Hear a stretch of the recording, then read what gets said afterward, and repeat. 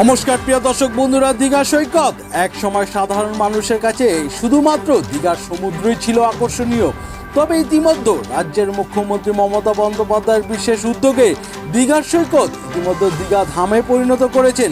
রাজ্যের মুখ্যমন্ত্রী মমতা বন্দ্যোপাধ্যায়ের বিশেষ উদ্যোগে দীঘার পর্যটন এলাকায় ভক্তি, শ্রদ্ধায় ও শান্তির জন্য গড়ে তুলেছেন শ্রী জগন্নাথ মহাপ্রভুর মন্দির, যা বিশ্বের মানুষের কাছে শ্রদ্ধা, ভক্তি ও শান্তির প্রিয় যে স্থান হয়ে উঠেছে। দীঘার জগন্নাথ মন্দির উদ্বোধনের সময় রাজ্যের মুখ্যমন্ত্রী মমতা বন্দ্যোপাধ্যায় জগন্নাথ মহাপ্রভুর আশীর্বাদ একা না নিয়ে এই আশীর্বাদ তার রাজ্যের সকল মানুষের মধ্যে বিলিয়ে দিতে বিশেষ প্রতিশ্রুতি দেন। রাজ্যের সকল মানুষের হাতে দীঘার জগন্নাথ মহাপ্রভুর মহাপ্রসাদ রাজ্যের সকল মানুষের হাতে তুলে দেবেন।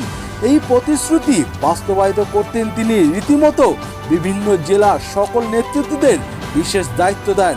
জগন্নাথ মহাপ্রভুর মহাপ্রসাদ জেলার কোনো মানুষ যেন বাদ না যায় তার জন্য বিশেষ নির্দেশও দেন। সেই নির্দেশ অনুযায়ী জেলার বিভিন্ন প্রান্তে জগন্নাথ মহাপ্রভুর মহাপ্রসাদ দিতে দেখা গেল সাধারণ মানুষকে।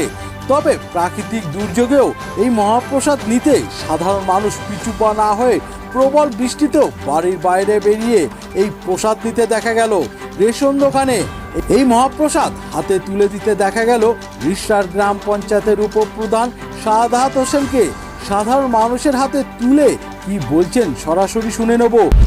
আমি আমাদের নেত্রী জনগণ অধিনায়িকা মমতা বন্দ্যোপাধ্যায়কে আমি ধন্যবাদ জানাই যে আমাদের সারা পশ্চিমবাংলার মানুষের বাড়ি বাড়ি জগন্নাথের প্রসাদ পৌঁছে দিচ্ছেন। উনি বলেছিলেন যেদিন মন্দির উদ্বোধন হয় যে আমি সারা পশ্চিমবাংলার মানুষের বাড়ি বাড়িতে আমি প্রসাদ পৌঁছে দেবো। সেটা রেশন দোকানের মাধ্যমে আমরা পৌঁছে দিতে পারছি। আর দিদি যা কথা বলেন, যা কথা দেন সেটাই রাখেন। আজকে দীঘা যেভাবে মন্দির তৈরি করেছেন একটা ঐতিহ্য। আর মানুষ ওখানে যেহেতু শুধু দীঘা সমুদ্র দেখার জন্য, কিন্তু এখন যখন যাবে প্রত্যেকে কিন্তু মন্দির দর্শন করে আসবে এবং সমুদ্র দেখে আসবে। এটা কিন্তু বিরাট একটা অবদান পশ্চিমবাংলার মানুষের জন্য। আর ওখানে আরও ধরুন গরিব মানুষ, অনেকে ট্যুরিস্ট যারা যাচ্ছে তারা অনেকে ব্যবসা করে খেতে পারবে, অনেক কাজ মানুষের বেড়েছে, অনেক আয় বেড়েছে।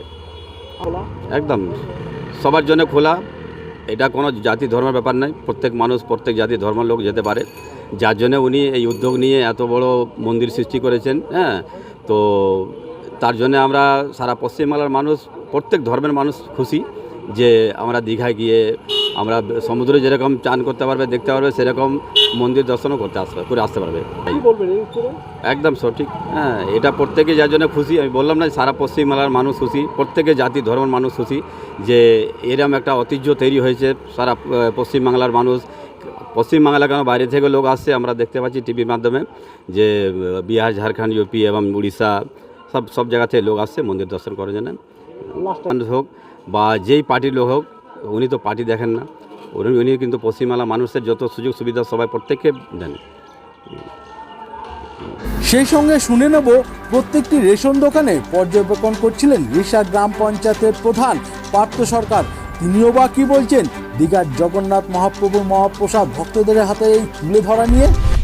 মানুষ খুব খুশি, সবাই এসছে রেশন ডিলারে যে যার প্রসাদ নিয়ে যাচ্ছে।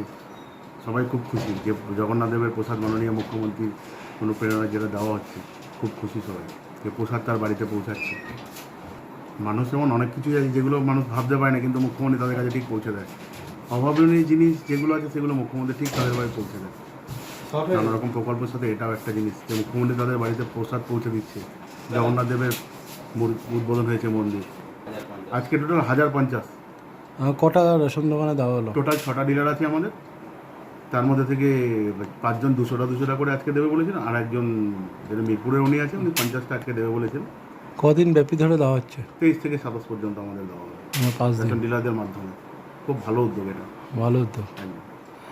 গিয়ে কি আপনি দেখলেন কেমন মানুষের সাড়া কেমন পাচ্ছেন? মানুষ আসছে, মাঝখানে বৃষ্টিটা হয়ে গিয়ে কিছুক্ষণ দেরি হয়ে গেছে, কিন্তু মানুষ আসছে। মানুষ আনন্দের সহিত প্রসাদ দিতে আসছে।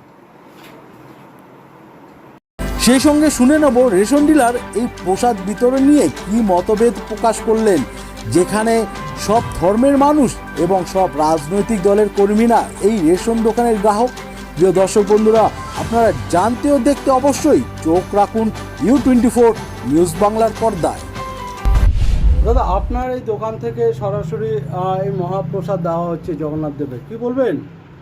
হ্যাঁ, আমার দোকান থেকে সরাসরি সম্পূর্ণ বিনামূল্যে জগন্নাথ দেবের প্রসাদ বিতরণ হচ্ছে। 27 তারিখ থেকে শুরু হয়েছে। এটা খুব প্রশংসনীয়, হ্যাঁ, খুব প্রশংসনীয়। আমরা দীঘার জগন্নাথ দেবের প্রসাদ আমরা সবাইকে দিতে পারছি, এটা আমাদের খুব গর্বের বিষয়। আজকের দিনে কতজনকে দিচ্ছেন? আজকে আমরা 200 ফ্যামিলিকে দেওয়া হবে টার্গেট। 200 ফ্যামিলিকে। আপনার নাম পরিচয়? আমার নাম অভিজিৎ নাড়ু, আর ওকে অভিজিৎ নাড়ু।